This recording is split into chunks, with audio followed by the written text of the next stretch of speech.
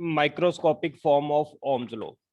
बच्चों तुम्हें पता है करंट का फॉर्मूला क्या होता है? I is equal to V upon R. Current density क्या होती है? Current upon area. तो करंट किसके इक्वल हो जाएगा बच्चों? J into A. तो मैं करंट की जगह यहां पर पुट कर रहा हूं जे इंटू ए। तुम्हें पता है इलेक्ट्रिक फील्ड क्या होती है? Potential upon length. तो पोटेंशियल क्या हो जाएगा? Electric field into length. V की जगह ई इंटू एल। तुम्हें पता है बच्चों रेजिस्टेंस का फॉर्मूला क्या होता है? R is equal to rho L upon A. तो आर की जगह आ गया rho L upon A. L के साथ एल कट गया, जे ए अपॉन रो। ए से ए कट गया, J is equal to E upon rho. Rho को बोलते हैं बच्चों conductivity. This is called microscopic form of Ohm's law. लिख लो, ये microscopic form of Ohm's law है। आज नया टॉपिक स्टार्ट करते हैं बच्चों। इसके बाद ये लेक्चर 4 नंबर हम जो लास्ट टॉपिक हम कर रहे थे उसके साथ का एक टॉपिक था। इसके बाद बच्चों आगे हम कर रहे हैं, आज लिखो, आज का हमारा टॉपिक है, राइट डाउन, इसको रब कर रहा हूं अगर सभी ने नोट कर लिया।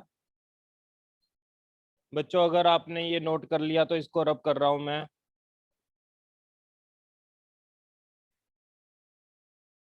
लिखो, आज का जो टॉपिक है effect of temperature on resistivity। Effect of temperature on resistivity। Effect of temperature on resistivity लिखो बच्चों।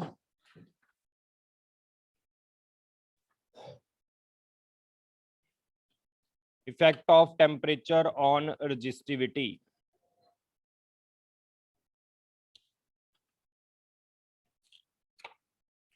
सभी ने हेडिंग बना ली यहां तक?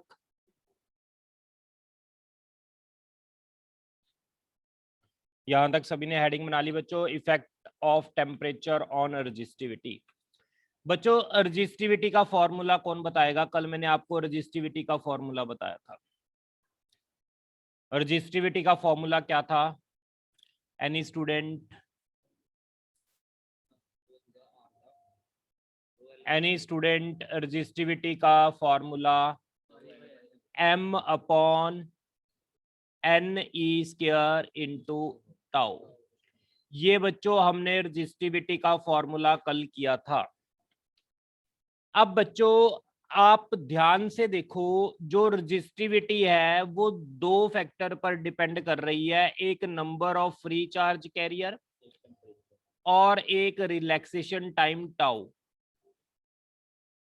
रिलैक्सेशन टाइम टाउ, ये दो फैक्टर पर डिपेंड कर रही है resistivity. Mass of electron and charge on electron तो बच्चों कांस्टेंट होता है, सभी को पता है, m एंड e, ये तो दोनों कांस्टेंट होते हैं, ये तो सभी को पता है factor. Mass of electron and charge on electron, बच्चों ये दोनों कांस्टेंट होते हैं। तो रजिस्टिविटी किसके इनवर्सली प्रोपोर्शनल होगी? Number of free charge career और रिलैक्सेशन टाइम टाउ के। अब बच्चों अगर मैं आगे चलूं, इसके अंदर देखो, अगर मैं बात करूं आपसे मेटल्स और कंडक्टर्स की, अगर बच्चों हम बात करते हैं मेटल्स और कंडक्टर्स की, तो ध्यान से समझना। मेटल्स और कंडक्टर्स में बच्चों, मेटल्स में तो एन तो बहुत होते हैं, फ्री चार्ज कैरियर्स तो बहुत होते हैं। यस बच्चों, इसके अंदर मेटल्स के अंदर फ्री चार्ज कैरियर्स तो बहुत होते हैं पहले ही, तो इसका इफेक्ट हम यहां पर कंसीडर नहीं करेंगे क्योंकि एन तो बहुत ज्यादा होते हैं। अगर मैं टेम्परेचर इंक्रीज करता हूं तो दो बच्चों, टेम्परेचर इंक्रीज करने से फ्री चार्ज कैरियर इंक्रीज होते हैं, बॉन्ड टूटते हैं और इलेक्ट्रॉन्स को ज्यादा एनर्जी मिलती है। ज्यादा एनर्जी मिलने से वो ज्यादा जल्दी एक दूसरे से टकराते हैं, तो रिलैक्सेशन टाइम कम होता है। बच्चों ये चीज याद रखना, अगर हम टेम्परेचर इंक्रीज करते हैं, number of free charge career क्या होंगे? इंक्रीज होंगे और रिलैक्सेशन टाइम क्या होगा, कम होगा। लेकिन हम जब कंडक्टर की बात करेंगे तो हम कौन सा इफेक्ट नहीं मानेंगे बच्चों, ये एन वाला इफेक्ट हम नहीं मानेंगे, बिकॉज एन तो ऑलरेडी बहुत ज्यादा है। टेम्परेचर बढ़ाने से कंडक्टर्स में एन और बढ़ जाए उसका कोई बेनिफिट ही नहीं है, बिकॉज पहले ही एन बहुत ज्यादा है। तो हम कंडक्टर्स में कौन सा इफेक्ट कंसीडर करेंगे बच्चों, रिलैक्सेशन टाइम का। टेम्परेचर बढ़ाने से रिलैक्सेशन टाइम कम होता है, तो रजिस्टिविटी क्या होगी कंडक्टर्स के अंदर बच्चों, यस, डिक्रीज। यस। तो लिखो जल्दी, यस बच्चों, by increasing temperature, temperature increase करने से क्या होता है, number of free charge carrier, number of free charge carriers, carrier increases,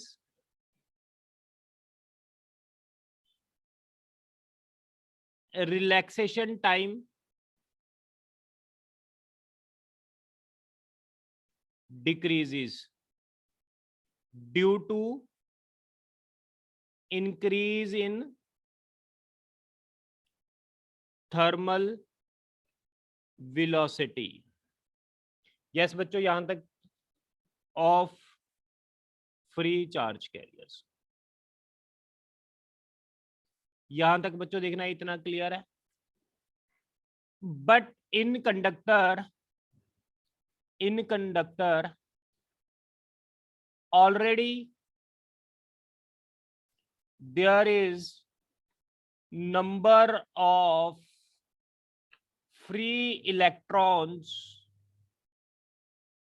are available, so we will consider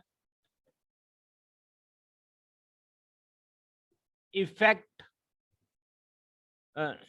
we will consider, कौन सा इफेक्ट कंसीडर करेंगे बच्चों, एन का इफेक्ट नहीं हम कंसीडर करेंगे, हम कौन सा इफेक्ट कंसीडर करेंगे, वी विल कंसीडर, या फिर हम ये लिख सकते हैं, so we will consider the effect of relaxation time due to which resistivity, वो बंद करके ना सोच, due to which resistivity will decrease, due to which resistivity will decrease. बच्चों ये लिख लो जल्दी से,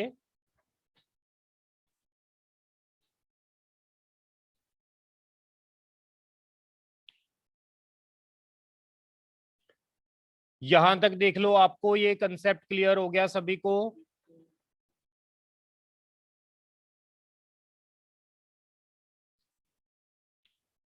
बच्चों दोबारा फिर समझा रहा हूं, बहुत इंपॉर्टेंट कंसेप्ट है, 3 मार्क्स का पेपर में पक्का आता है ये कंसेप्ट। इस कंसेप्ट के अंदर मैं आपको बता रहा हूं effect of temperature on resistivity, temperature का रजिस्टिविटी पर क्या इफेक्ट पड़ता है। बच्चों तुम्हें फॉर्मूला पता है रजिस्टिविटी का, कल मैंने डिराइव करवाया था, m/n(e²) इंटू टाउ। तो resistivity number of free charge career के इनवर्सली प्रोपोर्शनल है और रिलैक्सेशन टाइम के इनवर्सली प्रोपोर्शनल है। अगर मैं मेटल्स और कंडक्टर्स की बात करूंगा तो मेटल्स और कंडक्टर में बच्चों resistivity is inversely proportional to free charge carrier and inversely proportional to relaxation time. अगर हम बच्चों टेम्परेचर इंक्रीज करते हैं तो हमेशा याद रखना है फ्री चार्ज कैरियर टेम्परेचर बढ़ाने से बढ़ते हैं, रिलैक्सेशन टाइम कम होता है। रिलैक्सेशन टाइम का मतलब अगर आप टेम्परेचर बढ़ा दोगे तो इलेक्ट्रॉन्स की एनर्जी बढ़ जाएगी, एनर्जी बढ़ने से क्या होगा, वो ज्यादा जल्दी एक दूसरे से टकराएंगे तो रिलैक्सेशन टाइम कम होगा। Number of free charge career क्यों इंक्रीज होंगे, क्योंकि बॉन्ड ब्रेक होंगे तो फ्री चार्ज कैरियर इंक्रीज होंगे टेम्परेचर बढ़ाने से। बट बच्चों जब हम कंडक्टर की बात करते हैं, जब हम मेटल की बात करते हैं, तो वहां पर एन तो ऑलरेडी बहुत ज्यादा है, तो एन इंक्रीज होने से कोई इंपैक्ट नहीं पड़ता। लेकिन रिलैक्सेशन टाइम डिक्रीज होने से रजिस्टिविटी क्या हो जाती है बच्चों, बढ़ जाती है। किसके केस में बढ़ जाती है, मेटल्स और कंडक्टर के केस में। तो बच्चों यहां पर एक आप ग्राफ भी बना सकते हो रजिस्टिविटी वर्सेस टेम्परेचर का। जैसे जैसे हम टेम्परेचर बढ़ाते हैं वैसे वैसे रजिस्टिविटी क्या होती है, मेटल्स और कंडक्टर्स की बढ़ती है। ये 3 मार्क्स का बच्चों पेपर में क्वेश्चन आता है। अगर आपको क्लियर है तो इसके बाद आगे चलते हैं। अगर आपको यहां तक क्लियर है बच्चों, इसके बाद आगे चले। Yes sir. ओके बच्चों, आगे चल रहे हैं। सेमीकंडक्टर और इंसुलेटर्स की बात कर रहे हैं। इसको मैं रब कर रहा हूं। लिखो बच्चों, सेमीकंडक्टर एंड इंसुलेटर। अगर बच्चों मैं सेमीकंडक्टर एंड इंसुलेटर की बात कर रहा हूं तो टेम्परेचर देखो, रजिस्टिविटी का फिर वही फॉर्मूला होता है m/n/e² टाउ। रजिस्टिविटी 2 फैक्टर पर डिपेंड करती है, एक number of free charge career पर और एक रिलैक्सेशन टाइम पर। एज यू नो, जैसे हम टेम्परेचर बढ़ाते हैं number of free charge career बढ़ते हैं और रिलैक्सेशन टाइम क्या होता है, कम होता है। ये सभी को पता है बच्चों। अब सेमीकंडक्टर एंड इंसुलेटर में फ्री चार्ज कैरियर बहुत ही कम होते हैं या होते नहीं है। अब बच्चों अगर फ्री चार्ज कैरियर अवेलेबल नहीं है तो अगर मैं टेम्परेचर इंक्रीज करूंगा तो किसका इफेक्ट डोमिनेट कर जाएगा, number of free charge career का या रिलैक्सेशन टाइम का? Number of free charge. ये वेरी गुड बच्चे। तो टेम्परेचर बढ़ाने से जो number of free charge career जो है वो बढ़ने लगेंगे सेमीकंडक्टर एंड इंसुलेटर में। इसका number of free charge career का इफेक्ट जो है बच्चों ये रिलैक्सेशन टाइम को डोमिनेट कर जाता है। तो इस केस में हम कौन सा इफेक्ट कंसीडर करेंगे, number of free charge career का इफेक्ट कंसीडर करेंगे, यहां रिलैक्सेशन टाइम का इफेक्ट कंसीडर नहीं करेंगे। अब number of free charge career increase होने से रजिस्टिविटी बच्चों क्या होती है हमारे पास, डिक्रीज। डिक्रीज। अगर एन बढ़ेगा तो ऑब्वियसली रो क्या होगा, डिक्रीज होगा। तो लिखो बच्चों इसके अंदर due to, yes, due to temperature increase number of free electron increases rapidly, increases rapidly. Therefore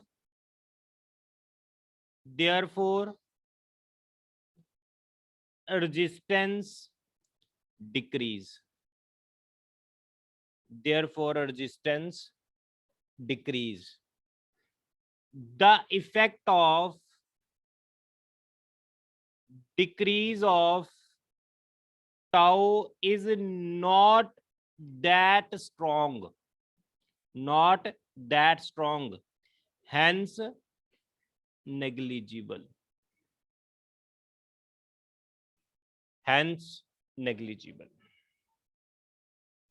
बच्चों यहां तक अगर किसी को कोई कंसेप्ट में कोई डाउट है तो आप पूछ सकते हो। जो मैंने आपको कंसेप्ट समझाया है इसका ग्राफ आप ड्रॉ कर लो। जैसे जैसे टेम्परेचर बढ़ेगा तो resistivity will go on decrease, resistivity वैसे वैसे बच्चों डिक्रीज होगी। इस कंसेप्ट में अगर किसी ने कुछ पूछना है तो आप पूछ सकते हो बच्चों।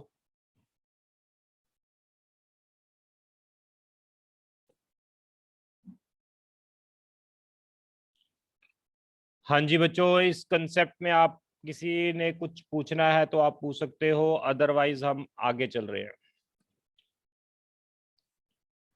चलिए बच्चों आगे। Yes sir. बच्चों अब तक मैंने आपको बताया रजिस्टिविटी कैसे चेंज होती है मेटल्स, कंडक्टर्स, इंसुलेटर और सेमीकंडक्टर्स में।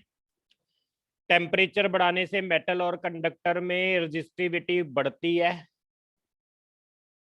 इंसुलेटर और सेमीकंडक्टर में रजिस्टिविटी क्या होती है? कम होती है। मैं एक बात और बता दूं, जो इफेक्ट रजिस्टिविटी पर होता है वही इफेक्ट रेजिस्टेंस पर होता है, because resistance is equal to rho L upon A होता है। अगर रजिस्टिविटी कंडक्टर्स में टेम्परेचर बढ़ाने से बढ़ रही है तो रेजिस्टेंस भी बढ़ेगी। अगर इंसुलेटर और सेमीकंडक्टर में टेम्परेचर बढ़ाने से रेजिस्टिविटी कम हो रही है तो रेजिस्टेंस भी कम होगी। दोनों का इफेक्ट सेम होगा, रेजिस्टेंस एंड रेजिस्टिविटी का। आपको पेपर में रेजिस्टेंस का भी इफेक्ट पूछ सकता है, आपको पेपर में रेजिस्टिविटी का भी इफेक्ट पूछ सकता है। बच्चों आगे चल रहे हैं, इसको रब कर रहा हूं मैं। यस, आगे लिखो बच्चों इसके अंदर ऑल्टरनेट मेथड। बच्चों ऑल्टरनेट मेथड लिखो। एक मेथड तो मैंने बता दिया, how resistivity will effect by increase temperature. अब इसी इफेक्ट को हमने एक दूसरे तरीके से सीखना है, कैसे रजिस्टिविटी चेंज होती है मेटल्स, कंडक्टर, इंसुलेटर और सेमीकंडक्टर में। तो बच्चे इस चीज को सीखने के लिए पहले एक डेफिनेशन पढ़ते हैं। लिखो, temperature coefficient of resistance. Heading बना लो, टेम्परेचर कोफिशिएंट ऑफ रेजिस्टेंस। ये एक क्वांटिटी है जिसको हमने पढ़ना है। बच्चों टेम्परेचर कोफिशिएंट ऑफ रेजिस्टेंस क्या होता है लिख लो, is defined as the increase in resistance per unit original resistance per unit original resistance per degree centigrade और केल्विन, राइज इन टेम्परेचर। बच्चों एक क्वांटिटी है जिसको आपने पढ़ना है। टेम्परेचर कोफिशिएंट ऑफ रेजिस्टिविटी क्या होती है? जो रेजिस्टेंस चेंज हो रही है, रेजिस्टेंस में इंक्रीज हो रहा है। मान low resistance, final resistance T temperature पर आर टी है, इनिशियल रेजिस्टेंस वायर की आर नॉट थी। तुम्हें मैंने बताया रेजिस्टेंस और रेजिस्टिविटी चेंज होती है टेम्परेचर चेंज करने से। 0 डिग्री सेंटीग्रेड पर रेजिस्टेंस आर नॉट है, टी डिग्री सेंटीग्रेड पर जो रेजिस्टेंस है बच्चों वो आर टी है। अपॉन बच्चों ओरिजिनल रेजिस्टेंस 0 डिग्री सेंटीग्रेड पर कितनी रेजिस्टेंस थी, इनटू राइज इन टेम्परेचर। ये लिख लो, इसका मतलब होता है increase in resistance upon original resistance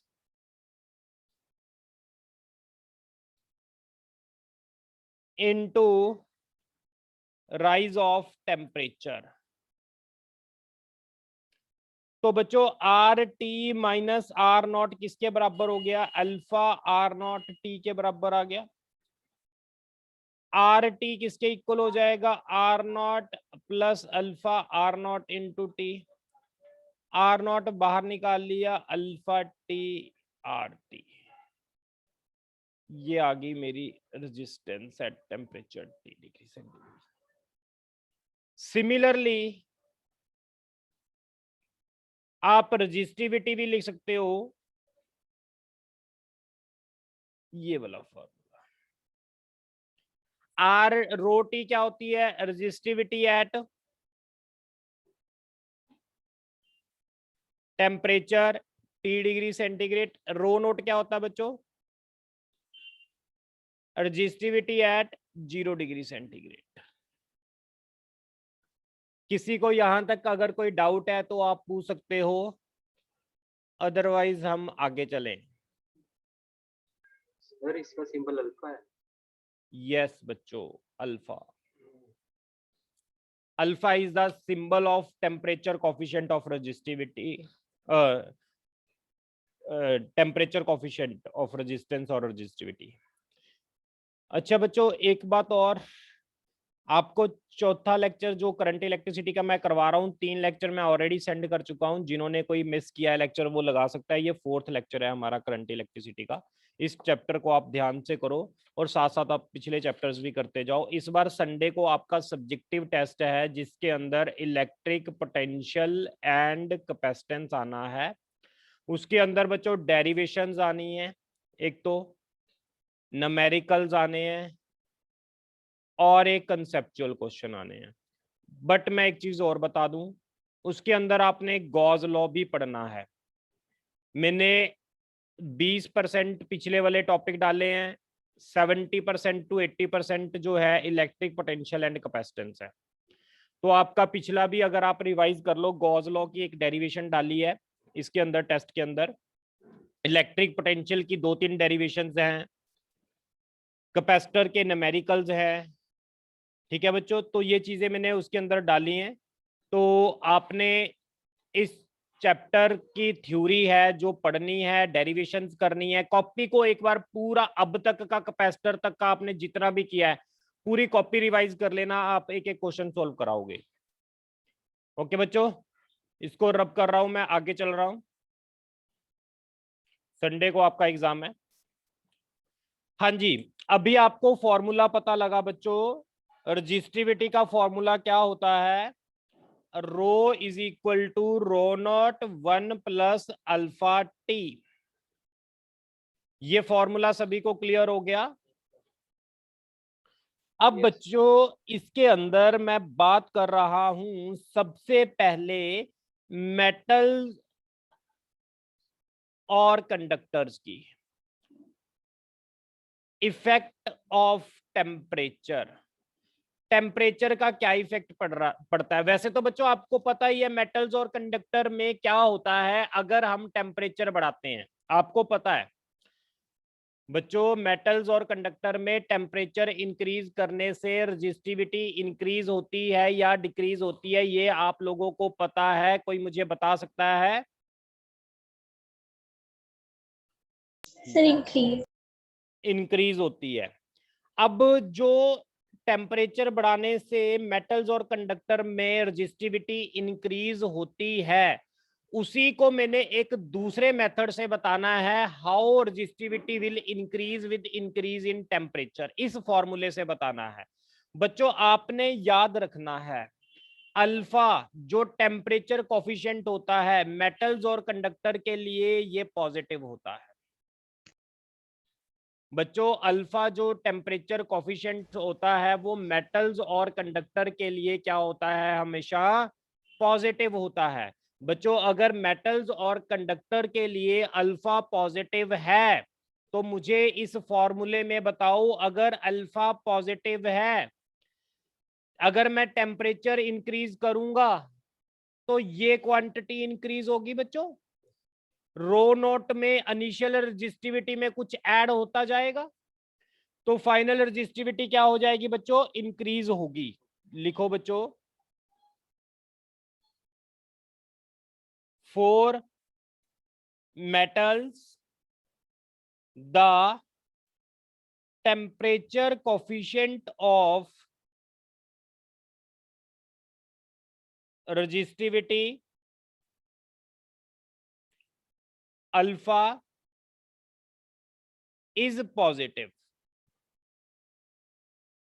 Temperature coefficient of resistivity alpha is positive. Therefore, rho increase. Therefore, rho increase with increase in temperature difference. बच्चों ये फर्स्ट इफेक्ट देख लो, आपको क्लियर हो गया सभी को? ग्राफ आपको इसका बनाना ही आता है। ग्राफ कैसे बनाएंगे, कोई बताएगा? टेम्परेचर बढ़ाने से रेजिस्टिविटी बढ़ती है, कुछ ऐसे। अगला इफेक्ट बच्चों देखो, दूसरा है semiconductors. Write down semiconductors.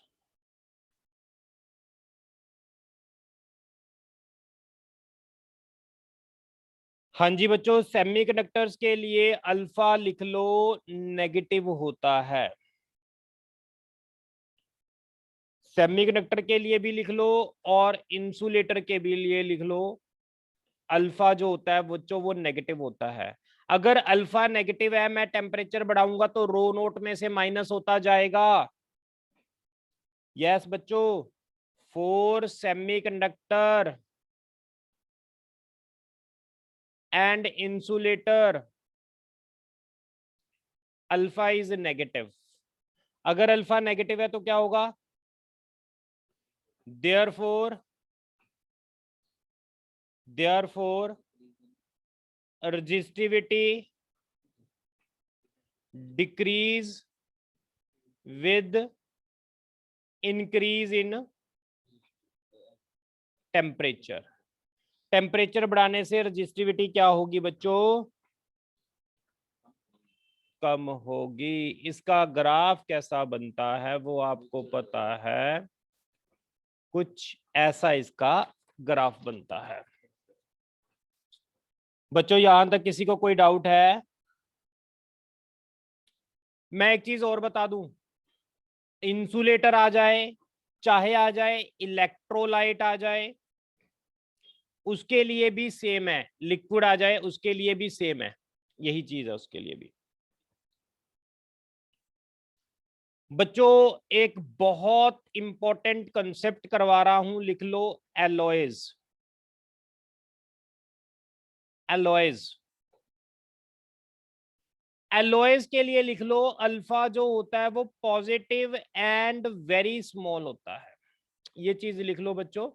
Alloys के लिए, एलॉयज की प्रॉपर्टी है, एलॉयज के लिए अल्फा जो होता है बच्चों वो पॉजिटिव और बहुत स्मॉल होता है। एलॉयज के लिए बच्चों अल्फा जो होता है वो पॉजिटिव एंड वेरी स्मॉल। अगर बच्चों एलॉयज के लिए अल्फा पॉजिटिव एंड बहुत स्मॉल है, यस बच्चों, अगर एलॉय के लिए अल्फा पॉजिटिव एंड बहुत स्मॉल है तो जल्दी से मुझे बताओ, अगर अल्फा की वैल्यू बहुत स्मॉल है, टेम्परेचर चेंज हो रहा है, ये इफेक्ट क्या हो जाएगा बच्चों? लगभग जीरो हो जाएगा, अप्रोक्सीमेटली जीरो हो जाएगा। यानी रेजिस्टेंस फाइनल जो होगी वो इनिशियल के बराबर होगी। कहने का मतलब इसके अंदर एलॉयज की एक प्रॉपर्टी है जिसके अंदर टेम्परेचर चेंज करने से रेजिस्टिविटी और रेजिस्टेंस लगभग सेम रहती है। Due to this special property of alloy, alloy is used to make some standard resistances। इस प्रॉपर्टी की वजह से एलॉय को हम बच्चों स्टैंडर्ड रेजिस्टेंस बनाने के लिए यूज करते हैं। लिखो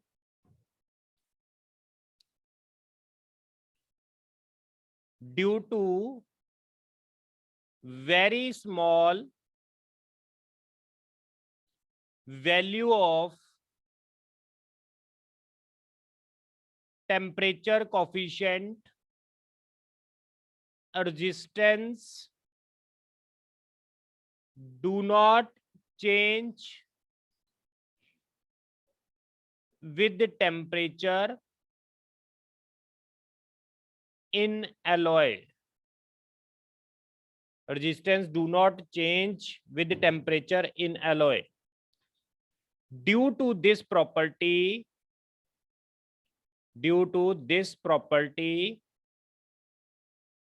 alloys are used as standard resistors. Example कौन कौन से एलॉय होते हैं? निक्रोम होता है, लिख लो बच्चों, nichrome, manganin,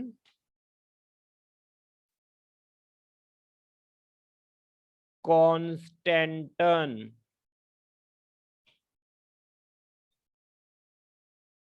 constantan, TAN, nichrome, manganin, constantan.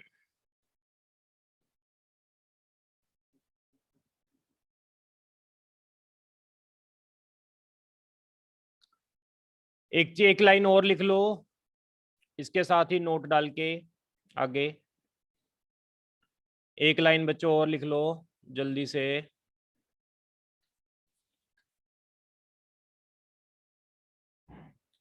Sir last example क्या लिखे थे? निक्रोम, मैंगनीन, कॉन्स्टेंटन, कॉन्स्टेंटन, ये मेटल्स होती हैं। एलॉयज डिफरेंट मेटल्स का कॉम्बिनेशन होता है बच्चों। नोट डाल के लिखो, nichrome has week temperature dependence but manganese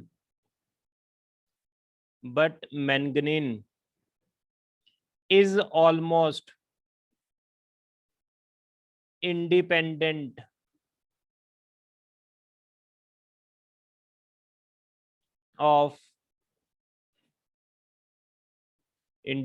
of temperature।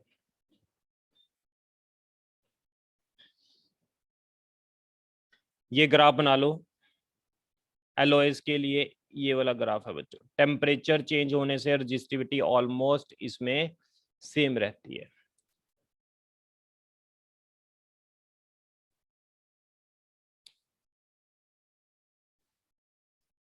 बच्चों यहां तक किसी को कोई डाउट तो नहीं है? एक ना CBSE में न्यूमेरिकल आया हुआ है। न्यूमेरिकल क्या है समझो बच्चों। रेजिस्टेंस क्या होती है? रो L अपॉन A। अगर वायर है उसका area of cross section πr² होता है। इसका ग्राफ बनाओ रेजिस्टेंस वर्सेस रेडियस का। टेम्परेचर अगर हम इंक्रीज कर रहे हैं मेटल्स के लिए बच्चों, अगर मैं 4 conducting wires with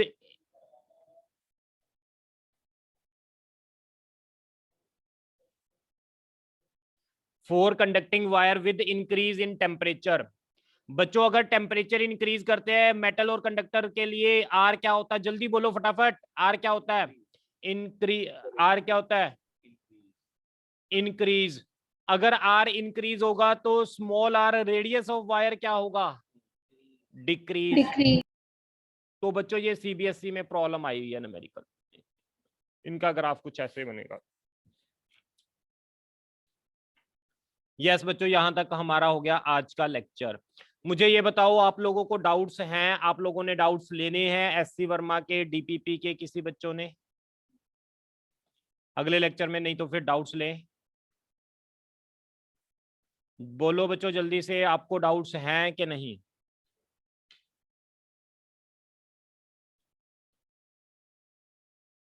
SC Verma के, DPP के, करंट इलेक्ट्रिसिटी की आपको DPP भी भेजी हुई है। अगर आपके डाउट्स नहीं है तो आप टेस्ट की प्रेपरेशन करो। संडे आपका टेस्ट है इलेक्ट्रिक फील्ड एंड पोटेंशियल का। उससे पहले अगर कोई आपने डाउट लेने हैं तो मुझे व्हाट्सएप ग्रुप में सेंड कर देना, मैं आपको उसका सोल्यूशन बता दूंगा। ठीक है बच्चों, हमने इतना ही करना है आज के लिए। Okay bye, take care.